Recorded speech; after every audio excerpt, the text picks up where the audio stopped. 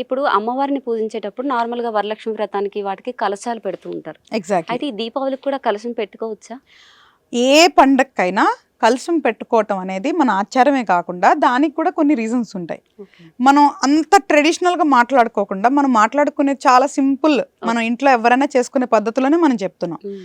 సింపుల్‌గా ఒక కలశం చెంబు రాగిది కానీ, ఇత్తడిది కానీ వాళ్ళ దగ్గర ఏ ఏదుంటే మెటీరియల్ ఉంటే వెండిదైనా ఏదైనా సరే కలశం తీసుకొని దాంట్లో ఏం చేయాలంటే పసుపు, అక్షింతలు, కుంకుమ, గంధము, గంగాజలము, గోమూత్రం ఇట్లాంటివన్నీ వేసుకోవాలి. హ్మ్. వేసుకొని దాని మీద కొబ్బరికాయ పెట్టి జాకెట్ బ్లౌజ్ పీస్ ఉంటే బ్లౌజ్ పీస్ పెట్టేసేసి కలశ దేవతని యాక్చువల్గా ఏం చేస్తామంటే అంటే తెలిసిన వాళ్ళైతే ఏం చేస్తారంటే అన్ని దిక్కులు దేవుల్ని మనం దాంట్లోకి ఆహ్వానిస్తాం అనమాట. ఓకే. సో ఆవాహనం రాదు కాబట్టి అట్లీస్ట్ కలశ దేవత ఆర్ గౌరీ దేవతగా భావించి మనం ఏదైతే పటం కానీ విగ్రహం పెడతామో కలశాన్ని కూడా అంతే ఈక్వల్గా ట్రీట్ చేయాలి. ఓకే. యాక్చువల్ కలశానిలోకి ఏం చేస్తామంటే మనం అన్ని దిక్కుల దేవతల్ని ఆహ్వానిస్తాం అనమాట. ఆహ్వానించి పెడతాం. అట్లాగా. సో అలాగా కలశం పూజ చేసి ఆ 3 రోజులు కానీ ఎన్ని రోజులైతే మనం ఆ పూజ చేస్తామో హ్మ్. ఆ తర్వాత ఈ వాటర్ అంతా ఇంట్లో అంతా చల్లుకోవాలి. సో హుహు. దానివల్ల నెగిటివ్ ఎనర్జీ అనేది కొంచెం ఎలిమినేట్ అవుతుంది. ఓకే. ఆ కలశం వాటర్‌ని మొక్కలకు వేయొచ్చంటారా వేయచ్చు. తర్వాత? మొత్తం ఇల్లంతా జల్లిన తర్వాత మిగిలిన మొక్కలకి వేయొచ్చు అనమాట. ఓకే. ధనత్రయోదశి అనేది మన పండుగేనా? లేదంటే ఏదైనా విశిష్టత ఉందా దాని యొక్క ప్రాముఖ్యత గురించి మీరు చెప్తారా? బేసికల్గా ఏదైతే ఇప్పుడు నరక చతుర్దశి దీపావళి అంటున్నామో ధనత్రయోదశి అనేది మనం వేరే చోట నుంచి అడాప్ట్ చేసుకుందే హుహు. కాబట్టి నచ్చితే చేసుకోవచ్చు. అది మన ఇండియాలోనే ఉంది కాబట్టి పెద్ద ప్రాబ్లం ఏం కాదు. No harm. అంటే ధనత్రయోదశికి బంగారం కొంటే మంచిదని మన హిందువులే ఎక్కువ నమ్ముతున్నారు ఈ మధ్య అవును. కాలంలో. అక్షయ తృతీయ అని చెప్పి అక్షయ తృతీయకి కొనేస్తున్నారు. అవును. ధనత్రయోదశికి కూడా ఇది కూడా మంచిదని చెప్పి బంగారం షాపుల మీద పడుతున్నారు. అవును. అంటే దీనికి రీజన్? జనరల్గా అది చెప్పాను కదా, ఆ రెండు కూడా మనం కాదు, మనం వేరే చోట నుంచి అడాప్ట్ చేసుకున్నాయి. అవును. వెండి బంగారం వస్తువులు కొనుక్కుంటే మంచిది అనేది చెప్పడం జరిగింది. దీనివల్ల రెండు, ఒకటి వ్యాపారస్తులు బాగుపడాలి, రెండోది మనం ఒక వస్తువు కొనుక్కోవడానికి ఒక కారణం కావాలి. అవును. మన సంవత్సరంలో ఎన్నిసార్లు కొనుక్కున్నా ఆ రోజు కొనుక్కోవాలి అన్న దాంతో అన్న కొనుక్కుంటున్నాం కదా. హ్మ్. సో ఈ రోజు రేపు బంగారం వెండి రేట్లు పెరుగుతున్నాయి కాబట్టి కొనుక్కున్నా కూడా నష్టం లేదు. హ్మ్. కాదు ఇప్పుడు రేట్లు ఎక్కువ ఉన్నాయి కాబట్టి చూసి తీసుకోమని చెప్తాను. అవును. కొనుక్కునే స్తోమత ఉంటే కొనుక్కోవటంలో తప్పలేదు. ఒకవేళ లేదు అన్నప్పుడు మాత్రం కొనుక్కోవాల్సిన అవసరం లేదు. అప్పు చేసి మరి కొనేస్తుంటారు. అస్సలు అవసరం లేదు. దానివల్ల మన జీవితాలు జాతకాలు మారవు. ఇప్పుడు నేను బీయింగ్ అన్ ఆస్ట్రాలజీ, నాకు గ్రహాలే ఫస్ట్, మాకంతా గ్రహాలే, పండగలు ఇవన్నీ కాదు. ఇదంతా మన సాంప్రదాయాలు. దీనికి సైంటిఫిక్ రీజన్స్. ఓకే. ఒక మనిషి జీవితం మారేది ఓన్లీ గ్రహాల వల్ల కాబట్టి సో అవి ఇంపార్టెంట్ తప్ప బంగారం వెండి కొనుక్కున్నంత మాత్రాన ఇంకొక దాని మాత్రాన జీవితం మారదు. కానీ మన పూజలు ఏంటి అంటే ఇది మనం మనసు తృప్తిగా ఉండటానికి, నెగిటివ్ ఎనర్జీ ఎలిమినేట్ చేయటానికి, కొన్ని సైంటిఫిక్ రీజన్స్కి మన పద్ధతులే కట్టుబడి ఉండటం, పండగలు జరుపుకోవటం మన సాంప్రదాయం, మనకి కూడా మంచిది. ఓకే. ఇప్పుడు పూజల విషయానికొస్తే మనం లక్ష్మీదేవిని పూజిస్తాం. దీపావళి రోజు లక్ష్మీదేవిని ఏ సమయాల్లో పూజించాలి? అంటే మార్నింగా? ఈవినింగా?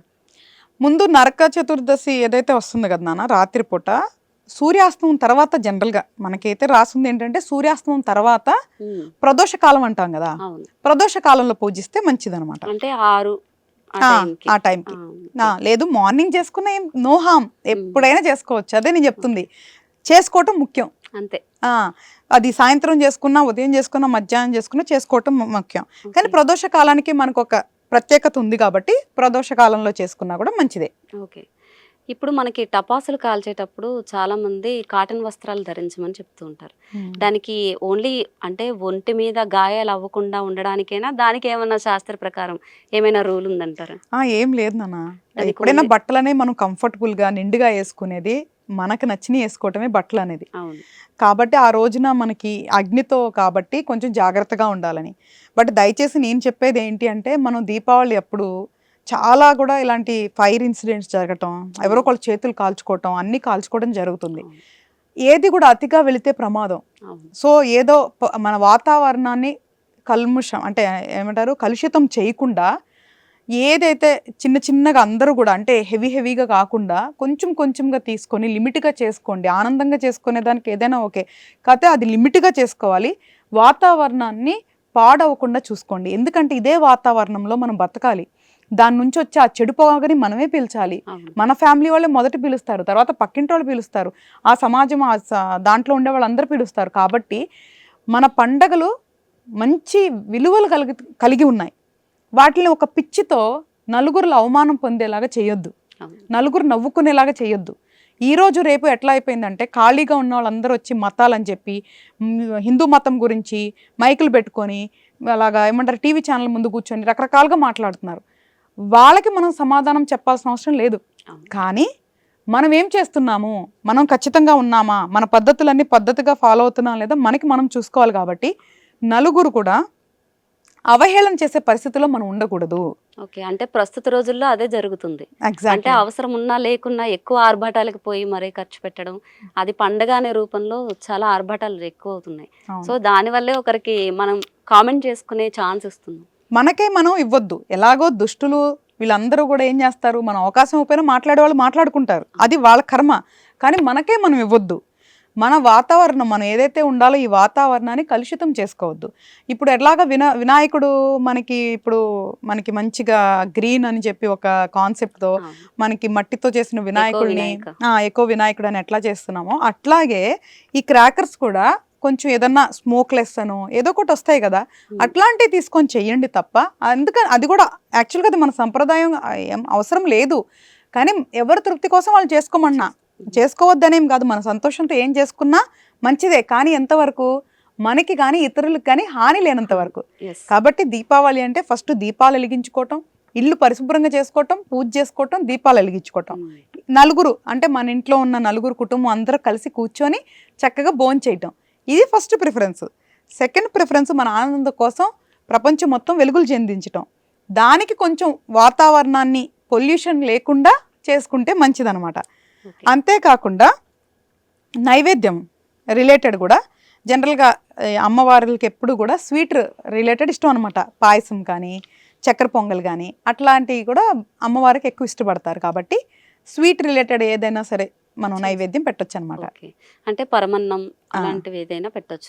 అలాగే అమ్మవారికి ఇష్టమైన పూలు చాలా మంది, కొంతమంది తెల్ల పూలు ఇష్టం అంటారు, కొంతమంది పసుపు కలర్ చామంతి పూలు ఇష్టం అంటారు. ఏది నిజమంటారు ఇందులో? అమ్మవారికి ఎరుపు కూడా ఇష్టమే. మరి యాక్చువల్ లక్ష్మీదేవికి ఎరుపు కూడా చాలా ఇష్టమే, పసుపు అన్ని కలర్లు ఇష్టమే. కాకపోతే బాగా ఇష్టం అంటే కలువ పూలు ఎక్కువ ఇష్టం, తామర పూలు ఎక్కువ ఇష్టము. అండ్ మనం కూడా చూసిన పటాలన్నీ కూడా తామరలో అమ్మవారు కూర్చుంటారు కాబట్టి అమ్మవారికి అది ఇష్టం అని అనుకోవటం. లేదా కలువ పూలు కూడా ఐశ్వర్యానికి కూడా సింబల్ అనమాట. కాబట్టి కానీ అవి చాలా ఎక్స్పెన్సివ్ ఉంటాయి. ఒకవేళ దాన్ని ఎఫర్ట్ చేయకపోతే కలువ పూలు తీసుకొచ్చి ఏం చేయాల్సిన అవసరంలా.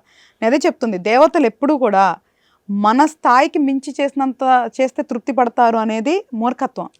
మనకెంత స్తోమత ఉందో అందులోనే మన దేవతల్ని తృప్తిపరచుకోవచ్చు. గాడ్కి ఎప్పుడు కూడా ఎవ్వరు కూడా సాటిస్ఫై చేసే అంత కెపాసిటీ హ్యూమన్కి లేదు, మనల్ని మనం సమర్పించుకుంటే తప్ప.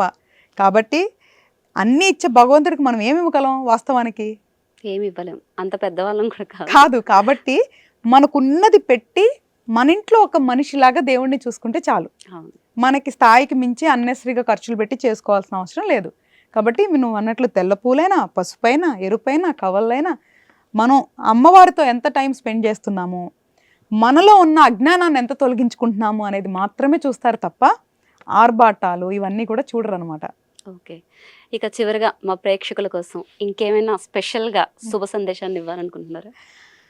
ఏం లేదన్నా, ఇదే అందరూ కూడా సంతోషంగా ఉండాలి, అందరూ కూడా ఐశ్వర్యం ఉండాలి, ఆరోగ్యంగా ఉండాలని ఎప్పుడు కూడా నేను కోరుకుంటాను. మన పండగలేంటి, వాటి విలువలేంటి తెలుసుకొని మనకి తోచిన దాంట్లో మన పండగల్ని మనం సెలబ్రేట్ చేసుకోవాలి. అంతేకాకుండా దీపావళి అంటే బయట వెలుగులే కాదు, మనలో ఉన్న అజ్ఞానాన్ని ఏదైనా సరే ఉన్న చెడు ఆలోచనల్ని కూడా తొలగించుకొని మనలో కూడా జ్ఞాన జ్యోతి వెలిగించుకోవటమే దీపావళి. కాబట్టి అందరూ కూడా ఎంతో కొంత జ్ఞానాన్ని పొంది అష్టైశ్వర్యాలతో ఆరోగ్యాలతో ఉండాలని మనస్ఫూర్తిగా కోరుకుంటున్నాను. మీకు కూడా దీపావళి శుభాకాంక్షలు హరిత గారు. థ్యాంక్స్ అమ్మా. Thank you. ఎప్పుడైనా ఎక్కడైనా మీ చేతిలోనే వార్తా ప్రపంచం, మీ మొబైల్లో, మీ కంప్యూటర్లో, మీ టీవీలో. సాక్షి టీవీ డిజిటల్ ప్రసారాల కోసం లాగిన్ అవ్వండి www.youtube.com/సాక్షి టీవీ. సబ్స్క్రైబ్ సాక్షి టీవీ యూట్యూబ్ ఛానల్.